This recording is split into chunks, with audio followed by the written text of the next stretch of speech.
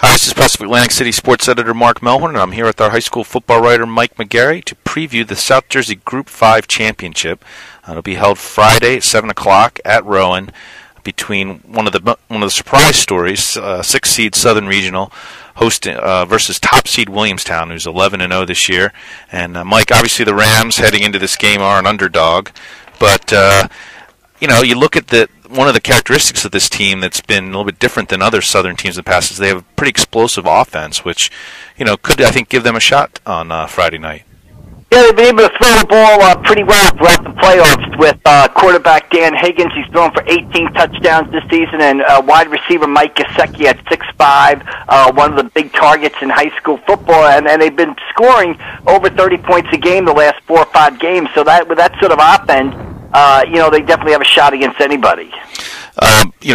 One of the things that's interesting about this game is that for the first time we will have both teams have never won a championship, so somebody will win their first title tonight. Williamstown, has been in the playoffs before, but has never quite gotten to this level. But they've been pretty much steamrolling quite a few people this year. Yeah, they dominated Millville in a quarterfinal game. Then they blew out Washington Township on Thanksgiving and really controlled the game against Atlantic City in the semifinals, winning that game 20-12. Williamstown does it on the ground, the running of John Chamberlain and Marquise Little. And in last week's semifinals, Atlantic City defense just could not get off the field against Williamstown. They put together drives of 17 plays and 14 plays. Look for Williamstown to try to do the same thing, control the ball. And I think the key to the game is whether or not the Southern defense is going to be able to stop Williamstown's running game. All right, let's talk about the Southern offense now. We mentioned it briefly that they have been pretty explosive this year.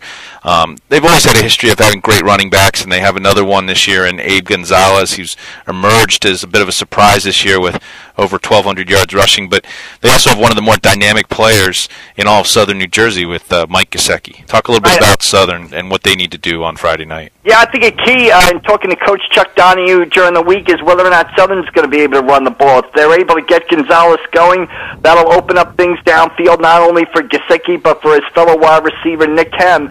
So, I think a key to the game tonight is, can Southern stop the run and can they establish the run themselves?